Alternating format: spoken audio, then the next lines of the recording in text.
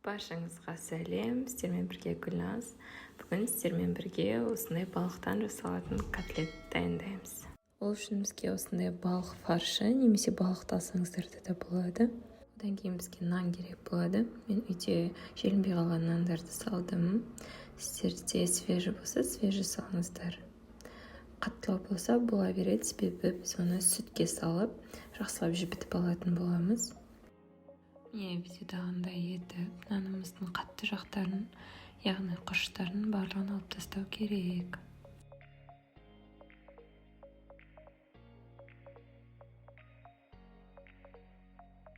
Міне үстіне сүт қоямыз, бетін жауып, кішкене қойып қоямыз. Енді пиязымызды дайындайтын боламыз. Мен блендерден өткізетін болғандықтан ірі етіп осылай турап қойдым. Немесе өздеріңіздің қалауларыңызға байланысты жіңішке етіп турап шықсаңыздар да болады. Енді балықтың фаршын тағы бір рет блендерден өткіздім. Себебі ішінде сүйектері, қылқандар кетіп қалған жағдайда тағы бір артық етпейді деп сіздерде солай жасауға кеңес беремін. Балық болғандықтан енді жақсылап блендерден өткізіп алдым. Негізі балықтан фарш жасаған кезде міндетті түрде балықтың фаршы емес, балықтың өзін де алып, сүйектерін барлығын тазалап, осындай мясорубкада немесе блендердан өткізіп алсаңыз да болады. Я фаршымды жақсылап өткізіп алдым. Енді оны ыдысқа салып, әрмен қарай нанымызға көшетін боламыз. Нанымызға жақсылап пісіңді. Енді осылай ұсақтап, жақсылап барлығын перчатканың көмегімен сығып, блендерімізға барлығын саламыз. Нанымыздағы сүтті шығарған кезде осындай жақсылап шығарғандарыңыз дұрыс, себебі көп мөлшерде сүт қалып қоятын болса, нанның бойында, онда котлетіміз өз формасын ұстамай қалуы мүмкін. Енді оның үстіне пиязымызды саламыз. Барлығын жақсы етіп, бетін жауып, блендердің көмегімен жақсы етіп бір масса етіп аламыз. Енді осы пайда болған массамызды фаршымыздың үстіне саламыз. Содан кейін дәміне қарай тұзын, бұрышын саламыз. Және де бір жұмыртқа салдым. Мен жұмыртқам ірі болғандықтан біреу жетеді. Ал егер жұмыртқаларыңыз кішкентай болатын болса, 2 данасын салсаңыздар жақсы болады. Енді барлығын жақсы етіп араластырып, осылай лақтырып алу керек. Отбить дейді ғой, яғни. Сонда сіздердің котлеттеріңіз бір-біріне жақсы жабысатын болады, яғни формасын ұстайды. Әрі қарай фаршымызды бетін жауып 20 минуттай тоңазытқышқа қойып қоямыз. Міне фаршымыз тоңазытқышта тұрды. Енді осыдан котлеттеріміздің формасын дайындап шығамыз. Мен сопақша түрін жасадым. Сіздер өз қалауларыңызша жасасаңыздар болады. Котлеттерімізді панировочный сухариға аунатып алдым.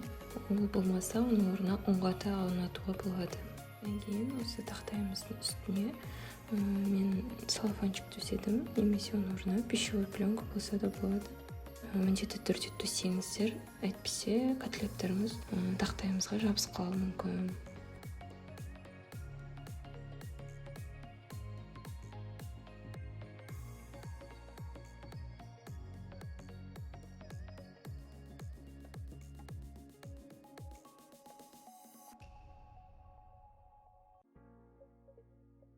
Менде барлығы 15 данасы шықты.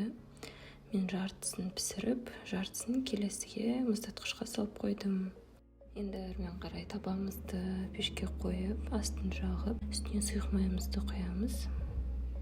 Отымыз орташадан сәл жоғары болу керек.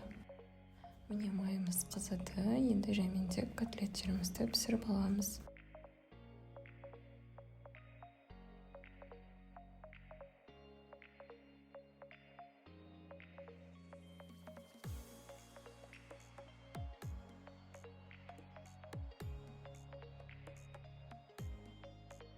Котлетіміздің екі жағында жақсы етіп қызартып пісіріп аламыз.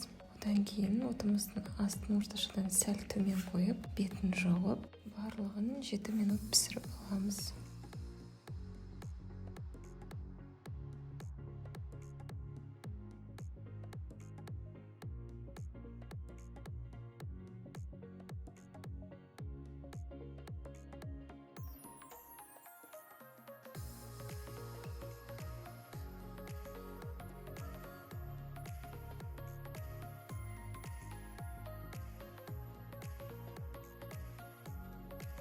Міне біздің балықтан жасалған котлетіміз дайын болды. Бұны әртүрлі балықтан да жасай берсеңіздер болады. Іші осындай толық пісіп шықты. Котлетімізді жасаған кезде мен осындай картоп пюресімен және осындай морковтан сәбізден жасалған подливкасымен ұсындым. Және де төменге тауықтан жасалған тай етінің рецептісімен бөлісемін. Оны да қарап лайк басуды ұмытпаңыз.